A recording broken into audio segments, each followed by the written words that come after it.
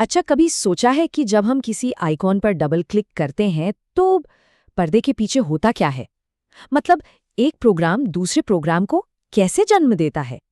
आज हम कंप्यूटिंग के इसी सबसे फैसिनेटिंग, सबसे दिलचस्प रहस्य को खोलने जा रहे हैं।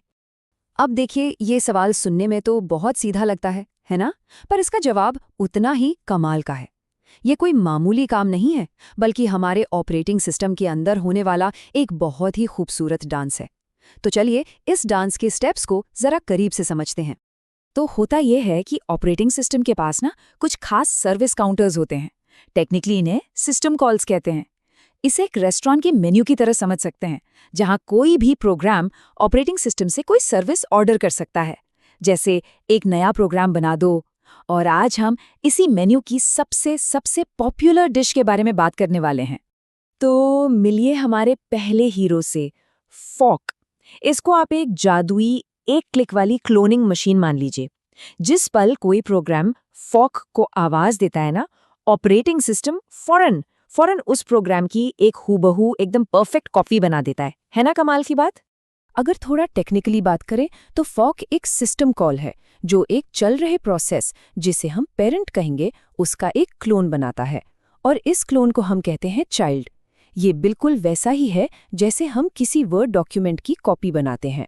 उसका कोड, उसकी मेमोरी, जो भी फाइल्स खुली हैं, सब कुछ, लिटरली सब कुछ कॉपी हो जाता है। लेकिन अब यहाँ एक बहुत बड़ी पहेली सामने आती है।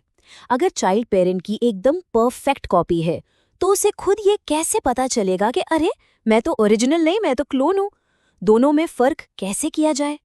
और इसका जवाब बहुत ही स्मार्ट तरीके से दिया गया है। देखिए, फोर्क दोनों को एक ही चीज वापस नहीं करता।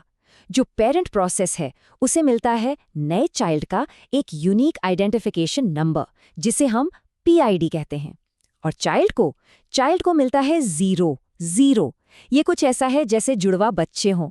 दिखते तो बिल्कुल एक जैसे हैं, पर उनके नाम तो अलग अलग होते हैं ना।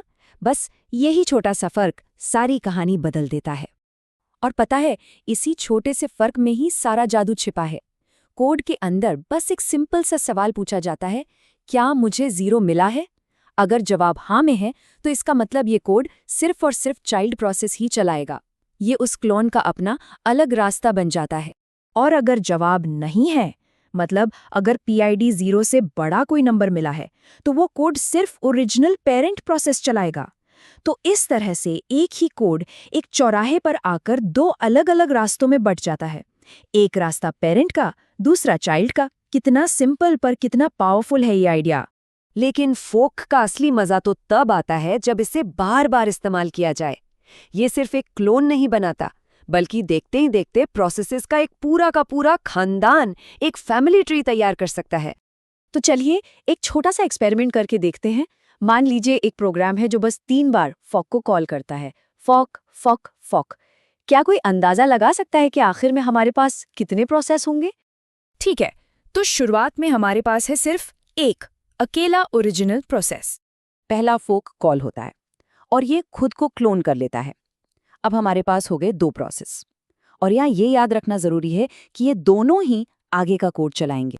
अब आता है दूसरा फोर्क कॉल, लेकिन इस बार हमारे 2 प्रोसेस इसे कॉल कर रहे हैं, तो वो दोनों खुद को क्लोन करते हैं और बूम, हम 2 से सीधे 4 प्रोसेस पर पहुंच गए। और आखिर में जब तीसरा फॉर्क कॉल होता है, तो हमारे वो चारों प्रोसेस अपनी अपनी एक एक कॉपी बनाते हैं। नतीजा क्या हुआ? कुल 8 प्रोसेस। 1 से शुरू किया था और अब 8 हैं। इसे कहते हैं एक्सपोनेंशियल ग्रोथ। बहुत पावरफुल, लेकिन अगर ध्यान न दिया जाए तो खतरनाक भी हो सकता है। यहाँ तक तो सब ठीक है, सब बढ़िया चल रहा है, लेकिन फॉर्क की एक बड़ी लिमिटेशन है, एक कमी है। क्या हो अगर क्लोन हमेशा अपने पेरेंट की परछाई बनकर नहीं रहना चाहता? क्या हो अगर उसकी अपनी कोई मंजिल हो? और बस यही से कहानी में एक नया मोड़ आता है, क्लोन का आइडेंटिटी क्राइसिस। ये बात बिल्कुल सही है कि चाइल्ड प्रोसेस में पेरेंट प्रोसेस वाली ही इमेज होती थी। असल में काम करने के लिए चाइल्ड को एक नई परिभाषा की जरूरत होती है। मतलब असल दुनिया में एक क्लोन हमेशा काम नहीं आता। जैसे कोई अपने माता पिता से बिल्कुल अलग करियर चुनना चाहे, ठीक वैसे ही एक चाइल्ड प्रोसेस को भी अक्सर एक बिल्कुल नया काम करना होता है। तो सवाल ये उठता है कि हम इस क्लोन को एक नई पहचान, एक नया मकसद कैसे दे सकते हैं। उसे उसकी अपनी कहानी लिखने की आज़ादी कैसे मिलेगी। और इस सवाल का जवाब है हमारी कहानी का दूसरा हीरो, एक्सेक। देखिए, अगर फॉर्क एक क्लोनिंग मशीन है तो एक्सेक एक टोटल मेकओवर आर्टिस्ट है। ये एक चल रहे प्रोसेस को लेता है और उसके आत्मा को, उसके कोड को पूरी तरह से एक नए प्रोग्राम से बदल देता है, मतलब एक पूरा कायापलट। अब इन दोनों के बीच का फर्क समझना बहुत बहुत जरूरी है।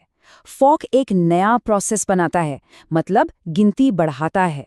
वहीं एग्जेक मौजूदा प्रोसेस को ही बदल देता है। उसकी पीआईडी तक नहीं बदलती, बस उस आईडी पर चलने वाला प्रोग्राम बदल जाता है। तो एक सिंपल सा रूल याद रखिए, फॉर्क ऐड करता है, एग्जेक रिप्लेस करता है। और अब असली जादू तब होता है जब हम इन दोनों को एक साथ लाते हैं, फॉर्क और एग्जेक को। ये दोनों मिलके ऑपरेटिंग सिस्टम की सबसे पावरफुल और सबसे ज्यादा इस्तेमाल होने वाली जोड़ी बनाते हैं। यही वो जोड़ी है जो हमारी पूरी डिजिटल दुनिया को चलाती है। ये एक बहुत ही खूबसूरत 2 स्टेप डांस है। स्टेप 1, पेरेंट फोक करके एक हेल्पर यानी एक चाइल्ड बनाता है, और स्टेप 2, वो चाइल्ड फौरन एग्जेक को कॉल करके खुद को उस नए प्रोग्राम में बदल लेता है जिसे असल में चलाना था। देखिए, पेरेंट ने अपना काम भी कर लिया और एक नया प्रोग्राम भी लॉन्च हो गया। कितना बढ़िया तरीका है। और सबसे कमाल की बात तो ये है कि जब भी हम कोई वेब ब्राउज़र खोलते हैं, कोई वीडियो प्लेयर चलाते हैं या कोई गेम लॉन्च करते हैं, तो पर्दे के पीछे ठीक यही फॉर्क और एग्जेक का डांस हो रहा होता है। ये वो बुनियादी ईंट है जिस पर आज का हर मॉडर्न ऑपरेटिंग सिस्टम टिका हुआ है। तो अगली बार जब कोई ऐप खोला जाए तो एक पल के लिए ज़रूर सोचिएगा, क्या ये कमाल की बात नहीं है कि हमारी डिजिटल जिंदगी की इतनी सारी कॉम्प्लेक्सिटी, इतनी सारी जटिलता बस इस एक सिंपल, खूबसूरत 2 स्टेप वाले प्रोसेस पर टिकी है। ये हमें हमारे ऑपरेटिंग सिस्टम के अंदर छिपी हुई सादगी और ताकत के बारे में बहुत कुछ बताता है।